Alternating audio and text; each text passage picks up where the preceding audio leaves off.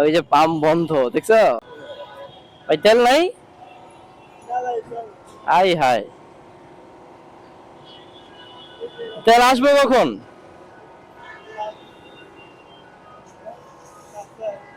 এ ভাই, আপনার এই পাম্পের? कौन है ये लोग? कहां से आते हैं ये? কার সাথে কথা কম? তেল নাই বলে এই যে দেখছ না পাম্প বন্ধ লেখা, মানে এটা। আপনি কি পাম্পের?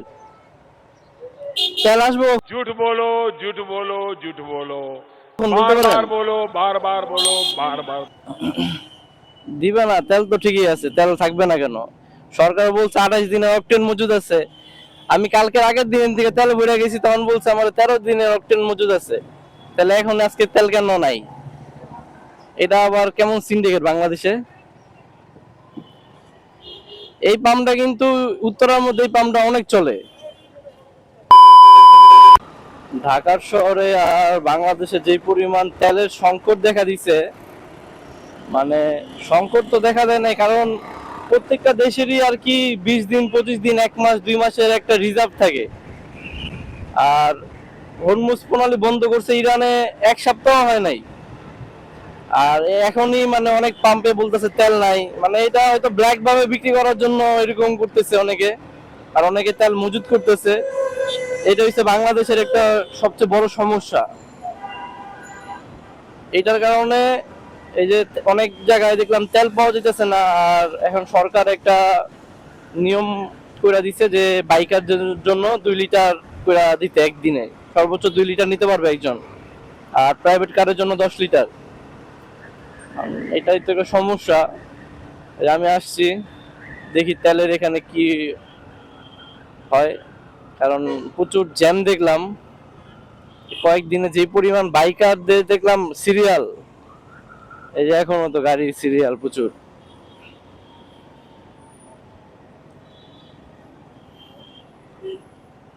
ইয়েস, তেল মনে হয় নাই নাকি আছে।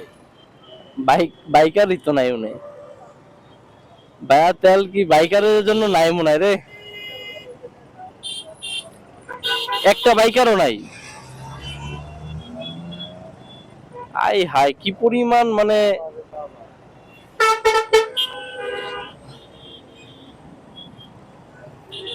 আচ্ছা, সবাই ঘুরা দিতেছে তেল নাই।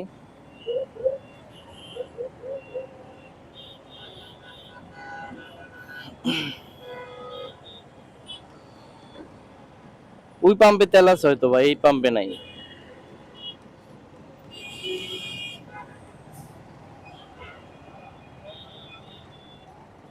তেল নাই, তেল নাই। ইয়েস, তেল শেষ। ওই যে পাম্প বন্ধ দেখছো, ভাই তেল নাই। আই হাই, তেল আসবে কখন?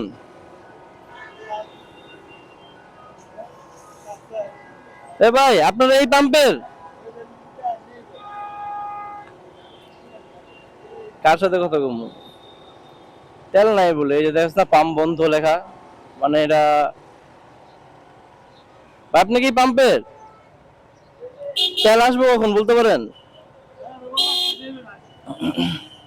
দিবে না, তেল তো ঠিকই আছে, তেল থাকবে না কেন? সরকার বলছে 28 দিনের অকটেন মজুদ আছে। আমি কালকের আগের দিন থেকে তেল ভরে গেছি, তখন বলছে আমার 13 দিনের অকটেন মজুদ আছে। তাহলে এখন আজকে তেল কেন নাই? এটা আবার কেমন সিন্ডিকেট বাংলাদেশে? এই পাম্পটা কিন্তু উত্তরার মধ্যে এই পাম্পটা অনেক চলে।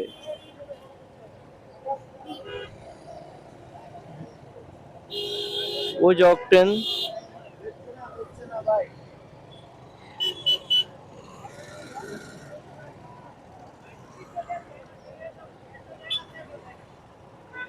আচ্ছা, কি পরিমাণ জ্যাম ভাই, আমি বাইরে যাই দাঁড়ান। আমি তেল নিতে আসি নাই, আমি আসছিলাম দেখতে। কারণ তেলের যে সিরিয়াল, ওই যে দেখেন কি পরিমাণ সিরিয়াল এখানে। এই যে একদম পুরো মেইন রোড ব্লক করে লাইছে বাইকাররা গাড়ি। এখানে হয়তো তেল দিতেছে, কিন্তু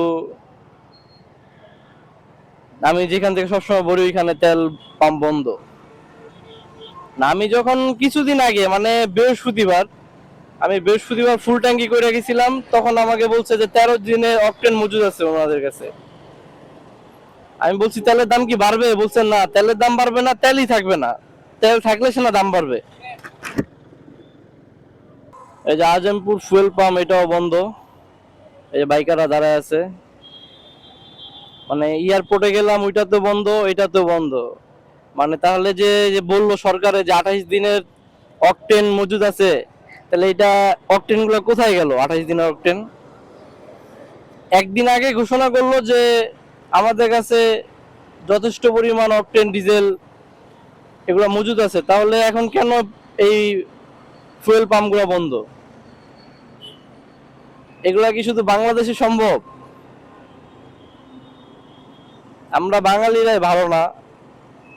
এই যে রোজা রমজানের মাস, অনেকে বাইকে তেল নাই, উনি কিভাবে চলবো, কিভাবে অফিসে যাবো, হয়তো বা বাসা পর্যন্ত যাওয়ার মতো তেল নাই, তারা এখন এক পাম্প থেকে আরেক পাম্পে কেমনে যাবে ওরা?